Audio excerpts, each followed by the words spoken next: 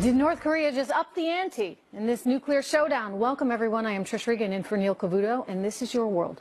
The Washington Post just reporting North Korea has produced a miniature nuclear warhead that can fit inside a missile and may have more bombs than anyone thought.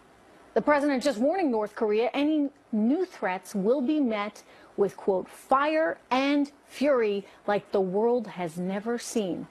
Lucas Tomlinson is at the Pentagon with the latest for us. Hi, Lucas. Well, hey, Trish. Japanese officials are confirming the details of the Washington Post report. The Pentagon is not commenting, but the results are pretty startling. Now, North Korea has demonstrated the ability to miniaturize a nuclear warhead, according to this report, but it still must do two things to successfully launch an intercontinental missile and hit the United States. One, it must demonstrate the ability to hit a target, and two, it must demonstrate the ability to have a re-entry vehicle get back from space down into Earth. So far, it hasn't done that. Now, let's just recap the last two intercontinental ballistic missile tests from North Korea. The first one on July 4th traveled 1,700 miles into space. It was in the air for 39 minutes. Then, weeks later, on July 28th, North Korea launched a second intercontinental ballistic missile that traveled 2,300 miles into space and was in the air for 45 minutes. It was the longest and farthest ballistic missile test in the history of the rogue communist regime. But cameras in Japan picked up that rear-entry vehicle, Trish, and it was on fire when it re-entered the Earth's atmosphere. So there are still questions about North Korea's capability, but clearly this report today from the Washington Post shows that North Korea is accelerating its missile program. It's noteworthy that a top U.S. Air Force general echoed much of this report in October of 2015 when he said that North Korea does have the ability to miniaturize a nuclear warhead. Now, this all comes as the Pentagon is ramping up its efforts to be able to shoot down those types of missiles. But what's noteworthy is President Trump's budget for this year actually cuts missile defense. Now, top Republican leaders on Capitol Hill, including House Armed Services Committee Chairman Mac Thornberry, has inserted language into the defense budget that will increase missile defense. But it's also noteworthy the results of the recent testing are actually mixed. In late May, the U.S. Missile Defense Agency successfully shot down a test intercontinental ballistic missile in space after an interceptor missile was launched from Vandenberg Air Force Base in California. It deployed a kill vehicle and successfully shot down that missile. But just a month later in June, an interceptor missile launched from the USS John Paul Jones, a U.S. warship in the Pacific, missed its target, which raises questions about what comes next. Trish? Thank you very much, Lucas. All right, we finally got China to sign on to those sanctions against North Korea, but is it all just too little too late? Gordon Chang is author of Nuclear Showdown, North Korea Takes on the World. Good to have you here, especially on a day like today, Gordon. First of all, let's talk about what North Korea is actually capable of doing, because people are making the point that they don't quite have the technology to actually guide one of these missiles right towards a major city in the United States. But you've also said that doesn't necessarily matter. Yes, well, if you're trying to destroy a missile silo, which we try to do and which the Chinese do, you need to be accurate within feet. But if you're just trying to terrorize a population, it doesn't matter whether you're off a few miles. And the North Koreans just want to terrorize us. So, yes, they do need to work on their guidance, but nonetheless, I don't think that that's significant at this particular time. They do have questions about heat shielding. There are disagreements about how successful this last test was on the heat shield, but the North Koreans probably have already had a successful heat shield test. They're well on their way to being able to bring back a weapon from space. So they're making accelerated progress. Within months, maybe a year outside, they're going to be able to hold us to terror. Hold us to terror? I mean, in what way? Walk me through that. They're going to say, look, if you don't do this, you're running the risk that you've got a nuclear warhead heading towards Los Angeles? Yeah, I'm not worried that Kim Jong-un, the North Korean ruler, is going to wake up one morning and say, I want to lob a missile at L.A. or New York. But what I am concerned is that when he is confident in his arsenal, he's going to try to use it for blackmail, like Vladimir Putin did in August 2014 against the Baltics. And what I'm concerned about Kim doing is trying to break the alliance between South Korea and the United States, get our 28,500 service personnel off the peninsula, and then try to destroy the South Korean state, which is at the core of the legitimacy of the North Korean regime, which is to rule all of Korea. So that's going to start a chain of events where we're going to be involved, the Japanese are going to be involved, and certainly the Chinese are going to have a say in what goes on. Well, this is going to get... But we can't let it get to that state, right? I mean, there's got to... We've enacted sanctions. Russia and China, theoretically signing up for that one, although we haven't really seen the Chinese follow through before in terms of their ability to really work on those sanctions with North Korea. But, I mean, how are we allowing it to get to the point where they could hit L.A. or New York? Can't we do something in between? Well, there's a lot that we can do, but American administrations, which have basically failed to deal with this over the course of decades, and they failed for a number of reasons. First of all, sort of dismissing North Korea, but also, you know, we have seen presidents really put the integration of China into the international system above disarming North Korea. And because of that, the North Koreans have been able to make a lot of progress as we tried to please the Chinese and keep them happy. This has really been a mistake of, I think, historic importance. But nonetheless, we're at a point where we have not, and this is going to be history looking back at us and saying, how could you let this happen? But we have not been willing to use all the elements of American power to protect the American people. Meaning because we don't want casualties. We don't want anyone getting hurt. Well, because we've had other priorities. You know, we've looked at other things. You know, we were involved in the Middle East. We were much more concerned about the Iranian nuclear weapons. So we had program. bigger problems, bigger issues. This one is allowed to fester and is now at a point where we have to do something about it. I guess, Gordon, my question is, what do we do about it? Well, I think one of the things we do is we start to impose costs on China that are so severe that they have no choice but to help us. We have not... So really, this is a showdown with China. This is very much a showdown with China because we're not really worried about North Korea in a sense. You know, they cannot stand up to the international community if they didn't have backing. They have backing from Beijing from all sorts of things, from economics to diplomacy to all sorts of things that the Chinese supply to the North Korean regime to give it the confidence to stand up to the United States. If the Chinese weren't doing that, we would have solved this a long time ago. Well, this will be a big test for this administration for sure. This will be their first Trump crisis. Has promised that he would not allow them to get this capability to actually hit us, and so he's going to have to make a lot of decisions, I would think, him and his team in the next few days. Anyway, Gordon Chang, good to see you. Thank you so much. We got stocks losing ground here, down 33 after the report that North Korea may have nuclear-ready warheads. But no major sell-off, even as the news hit. So why isn't the market a little more rattled by something like this? Fox Business Network's Charlie Gasparino joins me now. And Charlie, again, I'd point out we did see a little bit of sell-off, but, you know, when you hear headlines like this, you anticipate a whole lot more.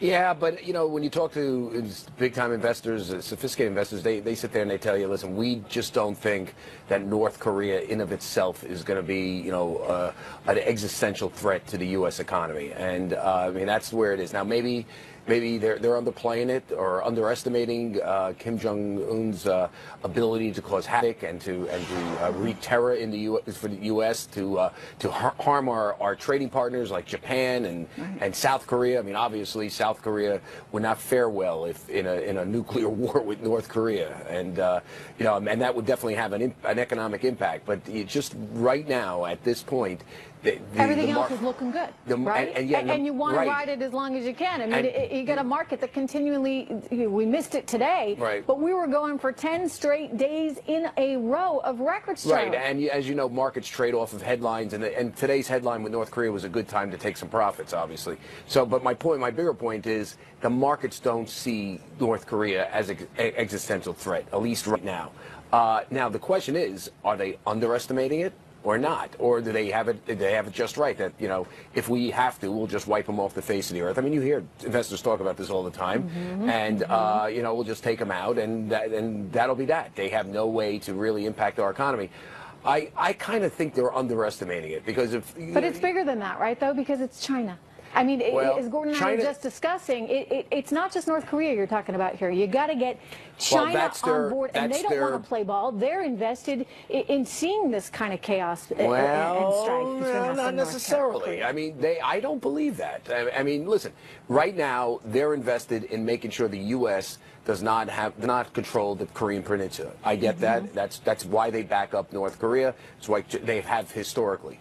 But you know, they also are invested in the U.S. I mean, they hold our treasuries. There's a lot of business that they do with us. There's an economic rationale for them to be not to have North Korea go off the skids. But they may want to push it to a certain extent. I mean, as Gordon said, it's to their advantage if they get us out of there entirely. And if we start to treat North Korea like a rational player and are scared enough of them that we back out. But listen, we'll just see, we're going to have to see how it goes. I don't know. I'm not inside the mind of the Chinese leadership right now, but I will tell you, just common sense. It's in their, and you can ask Gordon this, it's in their economic interest for us not to have a nuclear war with North Korea. It is in their economic interest. Hey, Charlie. They know it, and we know it. Good to see you. Thank you very much. All right. While he was Homeland Security Secretary, General John Kelly told Neil when a country has a deliverable nuke, it changes the equation. So now that he's chief of staff, how can we expect the Trump administration to act on this latest threat? And in wake of new revelations surrounding former Attorney General Loretta Lynch, calls are growing louder for a special prosecutor into her actions. Republican Congressman Jim Jordan leading the charge, and he's here. The markets are always moving. We'll update you on these markets still soaring. Wall Street is into it. Not for Russia. This. Bill Clinton's tarmac meeting, remember that one? With former Attorney General Loretta Lynch. This after a slew of emails came out. We're going right now to Congressman Jim Jordan, who is calling for a special prosecutor for all of this. But first, Kristen Fisher is in Washington, D.C. with the very latest. Hey, Kristen. Hey, Trish. Well, this is all coming from the American Center for Law and Justice, a group led by one of the president's personal attorneys. You know, it's been digging for documents related to that now infamous meeting on the tarmac between former Attorney General Loretta Lynch and former President Bill Clinton during the campaign. And it found through a Freedom of Information Act request that Lynch had been using an email alias for official emails, including emails related to that very meeting. Now, it's not totally uncommon for cabinet secretaries to use an email alias. Lynch's predecessor, Eric Holder, used one. So did former IRS official Lois Lerner.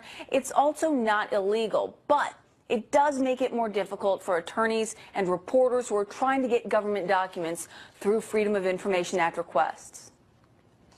You could have a situation where the Attorney General conducts emails in secret using this fake address, and then when someone puts in a Freedom of Information request and says, I want the Attorney General's email correspondence, the person who handles that request may not know about the secret account. Now, the chairman of the House Judiciary Committee and his Republican colleagues had already sent a letter to the Attorney General's office urging it to investigate. Quote, the American public has a right to know the facts, all of them, surrounding the election and its aftermath. We urge you to appoint a second special counsel to ensure these troubling unanswered questions are not relegated to the dustbin of history. And so this latest revelation will only add even more fuel and even more urgency to that request, Trish. Hey, Kristen Fisher, thank you very much. Let's get reaction right now from Ohio Republican Congressman Jim Jordan, a member of the House Judiciary Committee. Good to have you here, Congressman. Good to be with you. So you actually like to see a special prosecutor in this? You don't like the idea that Loretta Lynch was out there using an email that wasn't actually her? Well, right. If you're just talking about golf, you're just talking about your grandkids, why do you need to use a pseudonym and a special email account? It's interesting, Trish, that the meeting took place with former President Clinton the day before the Benghazi Select Committee report was due to come out, 2 days before Secretary Clinton is to be interviewed by the FBI, and we're all supposed to believe it's just coincidence. It just happened, and all they talked about again was golf and grandkids. I mean, no one buys that. That, to me, is a concern, and that's why we've called for a special counsel to look into this and a host of other issues surrounding Mr. Comey and Ms. Lynch. Congressman, there are some people that feel like, okay, this is yesterday's news. In other words, she didn't win. Donald Trump is now president. Let's move on. And even Donald Trump himself seemed to sound like he didn't want to go after Hillary Clinton once he had taken office. But now we're in a situation where they're going after him, and with the whole special investigation, and it kind of feels like in some ways this might be more appropriate given the level of vitriol they have directed at him.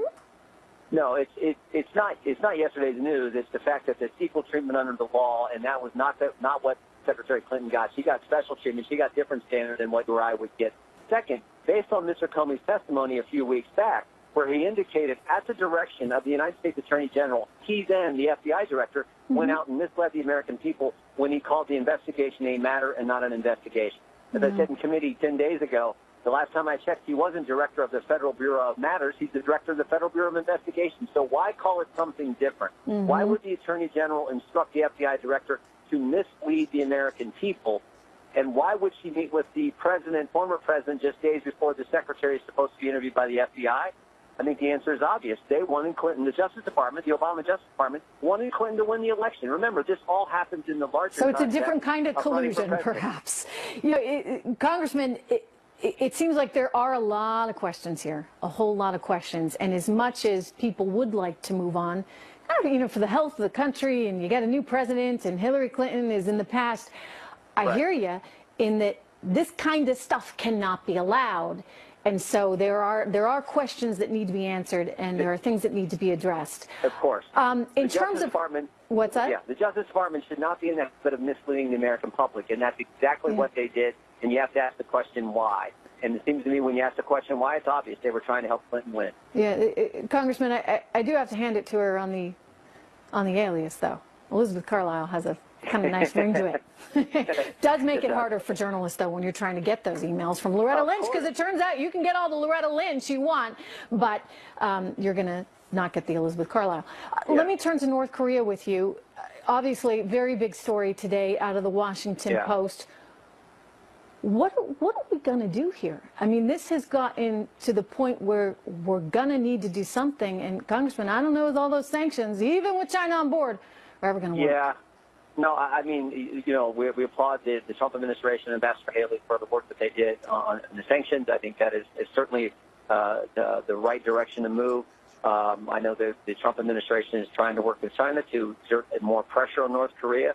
In that part of the world, but this is serious. I know that White House and our foreign policy experts are taking it for the very serious matter that it is. You know, we'll have to wait and see, but let's hope that this individual, Ghali, who runs North Korea, can tone it down a little bit, and some of this has the kind of impact that we all hope it does. Do you expect that China is actually going to be able to enact any kind of influence here, or is this just sort of ceremonious? I mean, we'll see, but I've always thought that the idea that our administration, the Trump administration, engages China and urges them to get more involved and to take control of this, you know, exert some influence on North Korea. I've always thought that was a smart move and the right move. Again, we'll just have to see. All right, Congressman, good to have you here. Thank you very much. You bet. Take care. All right, let's talk about that other investigation. Is a grand jury in D.C. going to give President Trump a fair shake? Why Alan Dershowitz has some serious doubts he's here. And later outrage as a voter tells this GOP lawmaker to die in pain. First on Fox, that lawmaker. Let's go to New Jersey right now. You're looking at a live picture where members of the administration have been gathered there to address the opioid crisis. We are anticipating that Kellyanne Conway is going to come to that podium momentarily, and we're going to listen for you to see if she has anything to say on North Korea. And if she does, we're going to go straight to it, because obviously North Korea, a dominant story today. Again, we're waiting on Kellyanne Conway. Fox News correspondent Laura Ingle is in New Jersey, where all of this is taking place, and some of these meetings just wrapped up between the president and others. Fill us in, Laura.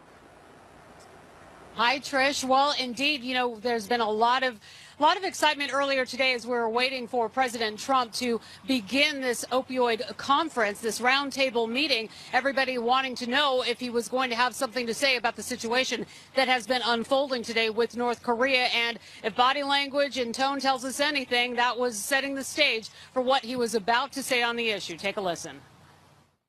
North Korea best not make any more threats to the United States. They will be met with fire and fury like the world has never seen. He has been very threatening beyond a normal statement. And as I said, they will be met with fire, fury, and frankly power, the likes of which this world has never seen before. And that comment came after a reporter teed up the question for him on North Korea. Then he got down to the business of what he was there to do, to discuss the opioid crisis happening in America. President Trump continued on that, quoting the staggering statistics that has ravaged so many Americans who he described as young, old, rich, poor, and in urban and rural communities, adding it's his greatest responsibility to protect the American people and to secure their safety, especially in some parts of the country. Adding